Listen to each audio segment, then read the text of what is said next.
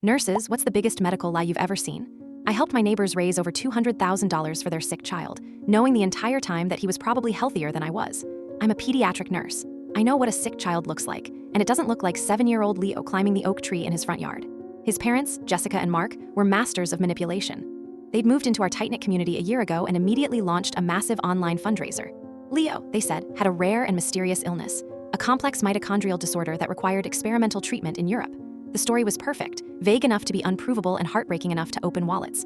Our community rallied around them. Bake sales, charity car washes, a GoFundMe that went viral. But I saw things. I saw Leo sprinting down the street in a game of tag. I heard Jessica telling another neighbor about his severe food allergies, then saw her handing him a peanut butter sandwich the next day. The inconsistencies were glaring. I tried talking to her once, nurse to mother.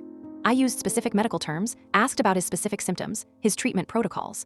She got defensive immediately, rattling off jargon she'd clearly memorized from a website. "It's very complicated," she'd say, ending the conversation. I couldn't go to the authorities. I had no concrete proof, only a professional's deep, gut-level certainty. So I set a trap using the very goodwill they'd exploited.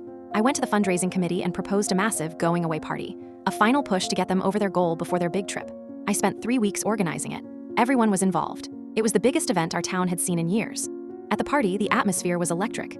Jessica and Mark were on stage, accepting a giant check, tears in their eyes. When it was my turn to speak, I walked up to the microphone. "This community's generosity has been incredible," I began, "and we have one final gift to ensure Leo gets the best care possible." I paused for effect.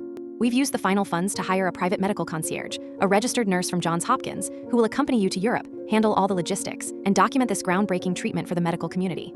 I gestured to the side of the stage, where a friend of mine, a real nurse in full scrubs, was standing. Jessica's face went completely white. Mark started sweating. She grabbed the mic and stammered, "Oh no, that's too much. We couldn't possibly accept." But her voice trailed off as a confused murmur rippled through the crowd. Why would anyone refuse a gift like